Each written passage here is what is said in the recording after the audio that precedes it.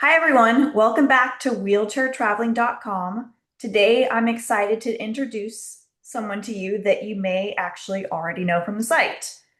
His name is Mike, and one of our longtime contributors, and has experienced wheelchair travel many, many times. Who's done many cruises, including many Disney cruises. And he's experienced itineraries to the Caribbean, to Iceland and Hawaii, if I remember correctly. He has sailed on several of Disney's ships, including the newest Wish class, and he has a lot of insight, both positive and accessibility challenges that wheelchair users really should know about before booking a cruise. So today we're talking about accessible cruises and what works, what doesn't work, and what Mike wishes cruise lines would do to improve the experience for wheelchair users. So thank you so much, Mike, for joining us today. Glad to be here, Ashley. Thank you much for inviting me.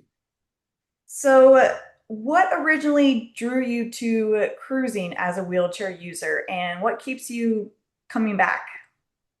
I'd have to say the initial scenario, obviously, as just a traveler in general and as a wheelchair user, it takes a lot of time and energy, as we all know, to do a lot of research to know where our destination is, even if it's a local outing, say to a new restaurant. We have to do a lot of investigations just to know how accessible that experience is going to be. Cruising was completely foreign to my wife and I, and we just happened to just recently sign up at the time to Disney Vacation Club. So it's their timeshare program. And then we had a bunch of points for signing up, and we didn't know what to do with it. And they said, hey, you can turn those points into a Disney cruise. So we decided to give it a shot. We did a 4-day cruise way back in 2010. Seems so long ago now. Just to give it a shot and give it a try. And it was one of the ones you just go down to the Bahamas, to the private island, and then back again to Cape Canaveral. So that's kind of the initial thing. And I always say to anyone, you'll either love it or you'll hate it. There's really no in between when it comes to cruising for some strange reason. But that's kind of the initial bug that caught us at the time. Yeah. So what's kept you coming back?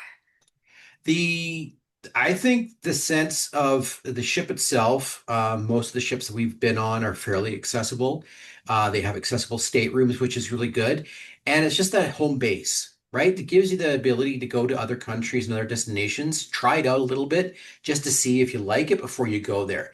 Because again, as I mentioned before, if you're doing a lot of travel as a wheelchair user or anyone else with a different type of disability, it's the great unknown. So you don't want to waste time going to a location that you find out it's not accessible, right? And you're kind of Yeah, stuck there. But with a cruise, you can kind of do a little bit of taste to know, hey, this is a destination that actually, can accommodate us to a certain degree. Let's go back and spend more time there.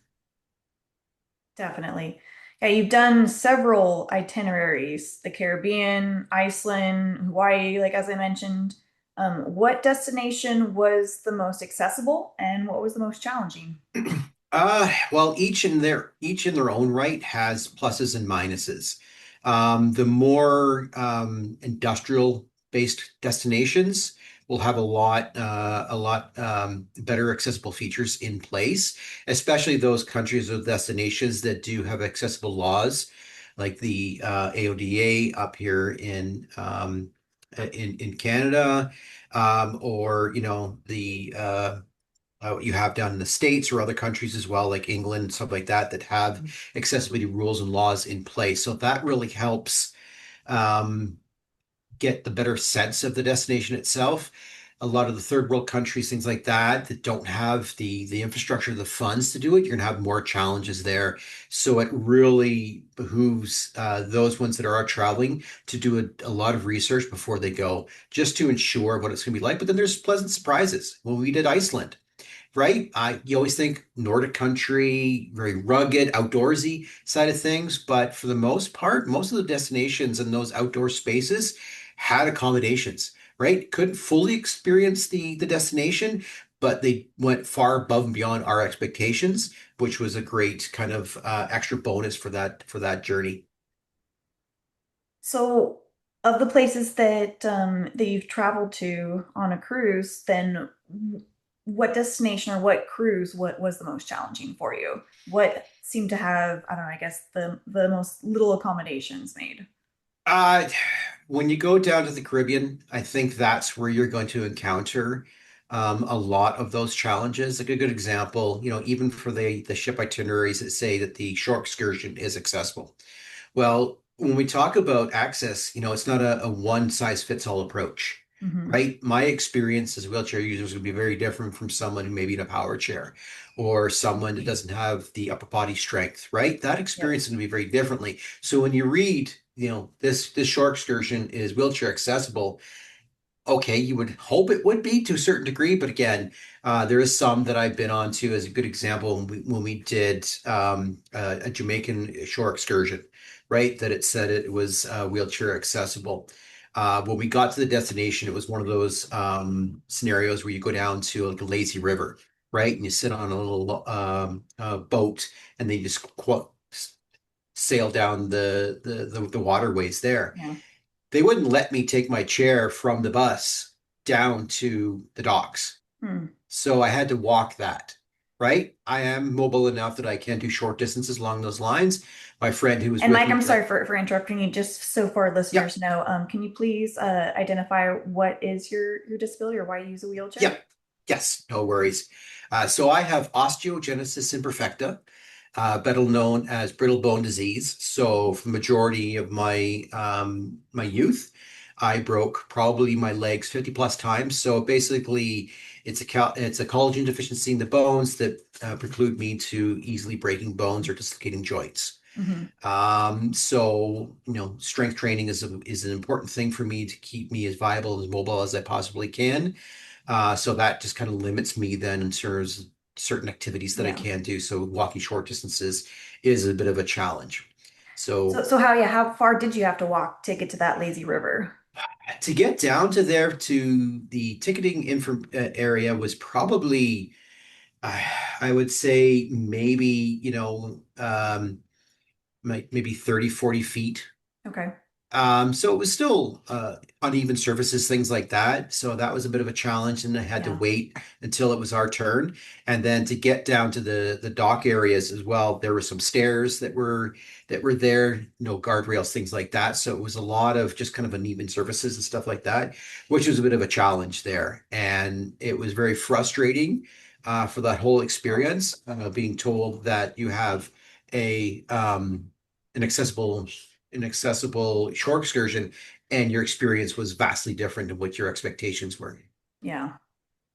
Yeah, that would definitely be frustrating. So so were you still then able to enjoy it too, I guess? I did once I got onto the raft. The experience was great. Hmm. And then because it was Great. a different destination, point A to point B, the bus met us on the other port, the other destination. Got up, got my chair, and then was able to come back to the boat. Okay. I did talk to their Port Adventures shore excursions team about that one there, and it wasn't as helpful as I was expecting it to be. It was kind of like, they're a third party organization. We expect them to meet that level of requirement from access, but it's totally out of our control. Yeah, That to me is just kind of shirking off responsibility. As a tour operator that you are, you should be going above and beyond to ensure that level of access is going to be there for your guests. definitely. So yeah, you've sailed, like I mentioned before, you've sailed on many different Disney cruises over the years. How would you compare accessibility of the older ships with the newer Wish class ships? Surprising enough, um, there is a definitely love-hate relationship with the new Wish class ships compared to the old ones.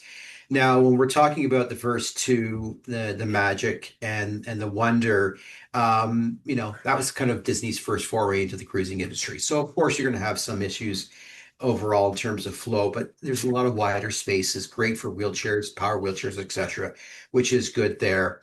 The next two ships off to on the fleet there that I find are the best ones, and those are the ones that I'll sail the most on, is the Fantasy class ships, and I think they are great. With the problem with the Witch class ships is It's basically in terms of flow for navigations. Navigation was the biggest issue.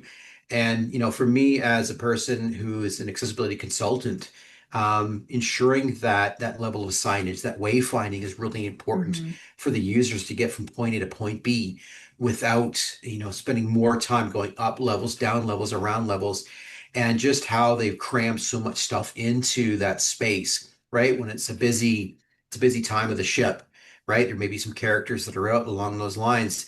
The path of travels are really narrow. So you're going to encounter some bottlenecks that are really a bit of a problem. Other areas that there were hallways that were not straight hallways, they were like disjointed. So you have kids coming around a corner, right? And there's no way to see a mirror on top just to kind of give you a cue of what's coming around that corner. Yeah. I almost got hit by kids, right? My friend in her chair, she almost got hit by kids. Our spouses just got hit by kids because they I could come see flying around myself these corners. personally taking out people in my wheelchair, me just whipping around corners and taking legs out. Exactly. And then they also removed a set of bank of elevators. So now they have, less crowd management on the Hmm. ship, which was really evident when we did the private island. When we got there, coming down the elevators, it opened up and it was just packed, people to people to people to people. So say if you are someone on the spectrum, you're going to have sensory overload when you're jammed into that area, and there was no one really directing crowd flow. So it was kind of areas there, or even for the automatic door openers, there was no consistency. Some were waves, some were touch. The placement of the door operators were in strange places that you had to go up a bit of a ramp to hit the door operator, right? So again, you're not on a stable Interesting. surface. So there was a lot of inconsistencies on that ship and that ship design. And this is Yeah, you're something just trying that, to get around to go to a restaurant, go to a show, get back to your room, yeah, and it spending a was lot of that time doing so. hallways were narrower on the Wish class ships. And this was something that, fellow friends of mine who sailed on those ships as well, they got connections and they talked to top brass. And they said, oh, no, we had accessible consultants consult on the designs of these ships. And I'm like, okay, what was what, did they have credentials? Did they have experience? Or did you just pick people off, in a random focus group and ask them Yeah. about this stuff. So there was a lot of things that I think were really poor management. Even the pool designs for the adult only sections didn't have any transfers. So you couldn't get regular pools you could, but the adult sections you couldn't. You couldn't even What? get to them, right? It was things like that that just, really turned us off from that ship and that whole experience there. I don't blame you. Um, so I know you talked about that you had some definitely favorite Disney ships compared to the Wish class ship. What are some of the positive features on some of these other ships that you definitely appreciate? Besides, obviously, the navigation seems to work a little bit better on some of these other ships. Yeah, I would say the one thing that Disney does really great is their staterooms. Right? We've stayed in the inside cabins all the way to the veranda staterooms, the accessible ones, and they are large. They are adequate for, two power chairs. So we've seen couples in two Wow. power chairs in the inside staterooms, and they've had no issues whatsoever navigating those spaces. So that's a big one there because we know, again, spaces is really important to us. And how we get around the accessible washrooms were good, power automatic door openers into the staterooms themselves were really handy as well. So there was a lot of features there that I found really good and makes that whole experience a lot better. Yeah. Even out to the verandas, they have ramping systems out to the verandas again, so you're not stuck trying to get over a lip. Yep. There's things like that. Other things that we did like about the ships, again, for the mid-class ships that I mentioned before, the fantasy and the dream, navigating the adult only sections was really easy, right? Plenty of space there. So they do a good job on that, except for the witch class ships. Okay. um, so when booking an accessible cabin, regardless of what cruise line you use, what should wheelchair users look for when considering which cruise line is best or what room is best for them? Yeah, so I think for any type of user, knowing the distance between the accessible space room and the elevators, right? Because some of the ones it's going to be a long journey down carpeted floor. So Hmm. if you're a manual wheelchair user, that could be an issue in terms of using a lot of energy just to get down the carpets to get to your stateroom. Yeah. So take that in mind. Now, if you want a little bit more of a quieter experience, they're great, right? In that side of things. Another thing is book as soon as the itinerary opens up. Because on the older ships, there's a fewer number of accessible cabins. So that's really important as well to ensure that you get an accessible stateroom. Now, we just recently, I'm sure we're going to touch on it a little bit later, but I wanted to bring it up in this one because this is kind of a really important thing. So we're taking our first non-Disney cruise next September on Celebrity. And I found that experience to be very interesting in terms of because Disney doesn't do this. So when you book on Celebrity or other cruise lines, you have the option to say, let the cruise line, pick your room for you at a Okay. lower price point. If you do that as picking an accessible stateroom, what the system kind of does, it says it puts you in the queue for an accessible, and it puts you in the queue for a cabin in the category that you selected, but it may not be an accessible stateroom. Hmm. So that's the thing that we found out calling back because we got our confirmations, and in our confirmations, our official confirmation, the accessible component of the stateroom was missing. So we called in just to verify. So that was a very stressful, inducing Yes. conversation back and forth, multiple calls into Celebrity, multiple emails back and forth. They have one thing I will say about a Celebrity, they do have a dedicated accessibility team, right? So I reached out to them as well. But the way the system is designed, it was just so frustrating. They almost wanted you to kind of do a bait and switch, Yeah. right? You had to pay full rack price to ensure you're guaranteed an accessible Yeah. stateroom there. So Yeah. that's Ugh. my one caveat that I'll say to any of the listeners. If you're thinking about Celebrity and on that side, make sure you've got all your information before, and you go through that process, take screenshots, stuff like that, because this is new for us. And I'm sure someone else maybe have experienced it, but it's not that pleasant. Yeah. Yeah. Screenshots, keep records of things. I think that's also, yeah, that's just a great Yeah. tip for sure. Yeah. Um, so you talked a little bit about, like navigation on the Wish class, but do you have any recommendations on just navigating some of these like harder to reach areas on the boats, like Yeah, the I think theaters and the biggest open one decks? is yeah, the biggest one that I would definitely say for theater shows like that, get there early. Okay. They do have dedicated accessible seating areas, which is great. But just to avoid the crowds, just to ensure you get Yeah. to that space is really important, is a big one because you may be Hmm. waiting in line for quite a while. So it comes down to what your level of comfort is if you're fine waiting in lines. Yeah. That's a big one there. Um, it may not work all the times, but say that you're on a cruise that's got assigned seating for your dinner and your lunches and stuff like that. And they may have put you, pretty far back in the dining room, right? So you've got to navigate through the hallway, through different tables and stuff like that, what Yeah. can be challenging, especially if you get there later in the evening. Sometimes you can put a request in to see if you can get your table moved to a location closer to a primary walkway, which makes it a lot easier to, wheel in, get your spot set up and stuff like that without trying to push your way through different tables and stuff like that. So that's an important thing that I think the biggest thing there is, especially in the dining scenario. Absolutely. Um, so I know cruise ships, I feel like overall they're at least they try to be conscious about, creating accessibility, like to Mhm. some degree, some better than others. But I feel like one of the main reasons why people take a cruise is to experience multiple places, out of convenience, whether it's to the Bahamas and, island hopping or whatnot. So I feel like yeah, like ports can basically make or break a cruise. So what have been your best and most difficult port experiences? Yeah. So I'll preface this one by still doing a lot of research, right?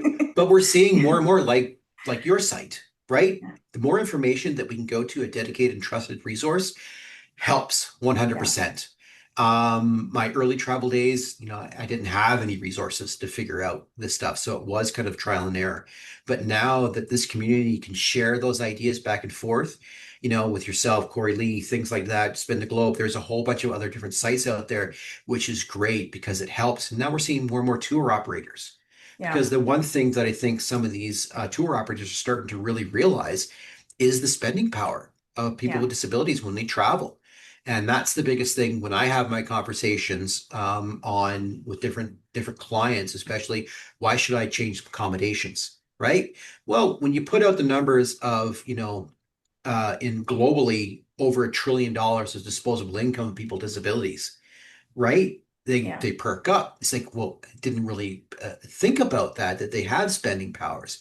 Yes, and then if you make it accessible, you get repeat customers, and will keep on coming back again and again and again, Yep. right? So there's tapping into that huge market because there is so much demand for travel now, right? And market segments are changing. You can tap into new markets, right? Yeah. The disabled community is Absolutely. a to me an untapped market still today on so many things. So that's a big one.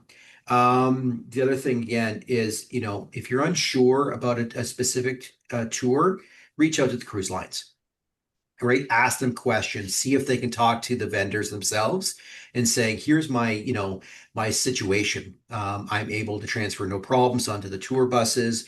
My chair is a lightweight folding chair. It can Hmm. store easily, things like that. There are going to be any issues. That way, you're not going to have any surprises when you go to those destinations. In terms of best places that I mentioned before, anything for, first world country type of scenarios are going to have the most accommodations. So Iceland was a really good spot. They had a lot of great places there, even the geothermal pools, right? They had accessible routes into the ponds and the lagoons, which is great along those lines. England, Europe, are going to have a lot of great features there. Mindful, older parts of countries, cobblestone streets, right? They look Yeah. beautiful, but they're a pain for us users to wheel on Yeah. those scenarios. And then when you go to the Caribbeans, the sun destinations, you're going to have challenges any which way you think about it because it's just the nature of those infrastructures. They will do their best to accommodate, but it's not going to be to, the ACA type of standards or the ADA up here, stuff like Yeah. that, No, right? definitely. So those are things just to be mindful of as well. Um, so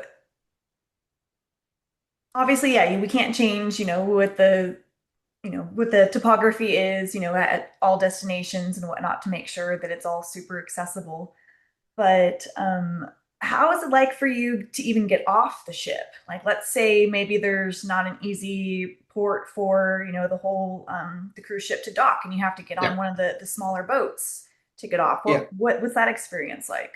Yeah, tendering is a challenge, depending on what the weather condition is going to be like. Mm, So if it's calm seas, right, there is no wind, stuff like that, then it's easy hop from the gangplank onto the ship, right? yeah, It's still maybe a step or two. I've never had to transfer, staying in the chair, stuff like that. So I'm not 100% sure what cruise lines have that accommodation perspective, but I know that they can accommodate there. If you're going to have some rough seas where the water is choppy, most of the times I'll stay on the ship.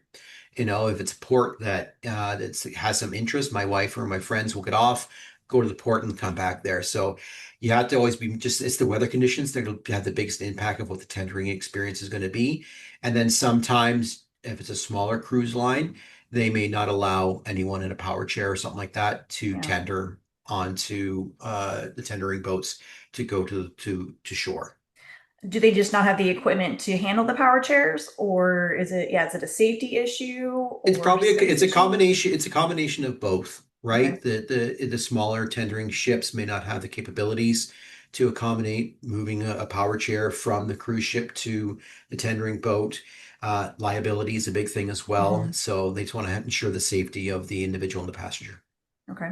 So looking at the industry as a whole, what accessibility improvements would you like to see cruise lines make? Yeah. As mentioned earlier, with regards to celebrity having a dedicated accessibility team and Hmm. even an accessibility shore excursion team is a game Yes, changer. That is a huge game definitely. changer. And I'd love to see that become an industry standard, to be honest with you. It should be because if you've got people in the know who know to ask the right questions for guests with disabilities, it's going to make their experience so much easier, so much better. And it also educates the tour operators themselves, right, to Yep. how to improve their services. So it's a net win. And I think again, when I mentioned before, it's a missed opportunity for tour vendors to tap into that market. Absolutely. There's money to be When made. yes, 100%, because it's the chicken before the egg. If they Yes. say, well, why should we make accommodation changes? We don't see anyone with disabilities. Well, because people with disabilities can't take your tour because you're not accommodating, right? So it's that weird dichotomy, and I get that from so many other type of industries that I talk to on a daily basis. You're like, why should we accommodate? We don't see anyone there. Well, that's the reason why. Yep. That's the reason. Exactly. Okay, so for someone planning their first ever cruise and they're feeling unsure, what advice would you give to a wheelchair user just getting started? Yes. So I'd say first and foremost, pick a 4-day cruise. That's a good test case scenario. 3-day. Some of these ships are really big, and it's going to take you at least a day, maybe two, to orientate yourself to the navigation of the ship, right? So you spend a lot of time just kind of looking over the ship, going to the different nooks and crannies, the different types of shops, things like that, all the type of entertainment venues and stuff like that. So if that's going Hmm. to take 2 days, right? 3-day Yep. cruise, you get on, you get settled, and then you're off again. So a 4 day is a good one because some people 7 days that may be too long for them there. So Yeah. that's the first and foremost thing. As I mentioned before, try to book as early as you possibly can from the sail date to ensure that you're going to get an accessible cabin, right? Some of these cruise ships, that may accommodate 2 or 3 thousand people may only have, 7, 10, 12 cabins that are accessible. So that's a big thing as well. So especially in a very popular route, it's going to be sometimes harder to get those accessible cavern, or it's a new itinerary, right? They'll Hmm. sell out really fast. That's an important thing there. Um, Next thing is, ask questions, put questions into the cruise line. Especially, I mentioned before, Celebrity, they have an accessible stateroom team, talking about your dietary requirements. Do you need any medical equipment there on the ship? Are you bringing any medical equipment with you, right? The more that you can have that up front is going to make your embarkation experience a lot easier as opposed to coming with this stuff and they're not aware that you're coming with it. Yep. That's an important thing as well. Definitely. So I didn't really mention this earlier, but we were chatting through emails, and you had mentioned that you're building a new accessible home, which is super exciting. And I feel like that could be a whole other interview in itself, just to see the process of that and what you discovered and your tips and tricks with that alone. But so once you're a little bit further along with that and things settle down, what cruise or destination is next for you on your list? Well, thank you first on the house side of things. Yes, that's going to be a very interesting journey and has been so far. The good thing about coming into this experience from the organizations that I've worked at, especially up here in Canada, we're building a national standard for accessible homes and home design. So that is really handy to have. So when you've got that information that you can share with the builders and their design teams, it makes that entire process so much easier. Wow. Yes. Now, we'd love to see it implemented, as the rule of law, but it's not. But it's a guideline that it helps, those developers and those builders that are being very progressive and want to offer accessible options for their home design. So, but it's still something that we're still trying to advocate for along those lines. So the next cruise that we actually have is prior to us taking possession. So next September, we're going back to Alaska. Friends that we're journeying with, fellow wheelchair users, never been there. And that's our first celebrity cruise. So we're definitely looking forward to that experience. New ship, new cruise line. So, Hmm. and I think that's kind of like that last little bit of a hurrah before, we hunker into the new place and then be hermits for a little bit of a while as we kind of recoup from moving, so far away from where we are now. Definitely. So you haven't been to Alaska. That's been one of the cruises you haven't been on. I have been. Okay. The couple that we're going with have never been. Okay. Okay. So that was a That's great gonna be experience, fun. and we loved it. Yeah, we loved it up there last time we were there. Absolutely gorgeous. So, Mike, how can people find you? How can they find you, follow you, learn about Yep. more about what you're doing in terms of accessibility, making cruises better, all that good Yep. stuff? You can find me on Instagram. You can find me on Blue Sky. And you can find me on Facebook. Blood, Sweat, and Wheels is my go-to handle, and you'll notice a lot. I do a lot of wheelchair racing. Big followers of the Run Disney experience. I've got a lot of friends that still do World Disney, as we call ourselves. Coming up to Marathon Weekend next weekend, I'm a little bit of FOMO there. I'm not going to be down there racing with my friends. Oh, But I'm doing a lot of work with races up here in Canada to make them more accessible for adaptive athletes, which is really so great. So cool. if you've got any adaptive athletes in the community who are thinking about coming up to Canada to do some races, please reach out to me. I could probably see about getting them complimentary entries. Oh, that's fantastic. I want to do that. That's really cool. Mike, so thank you We so much for sharing your experiences, all of your honest and insight. These kind words and conversations definitely help so many wheelchair users understand what's really possible. The more you know, uh, like the more you can go. That's information agreed, is definitely agreed. key with all of this. You've taken cruising as a wheelchair user to like a whole new level. Like you have made so many different great recommendations. And if you have found this interview helpful, please don't forget to like the video, share, and subscribe. And thank you everyone for watching, and we'll see you at the next video.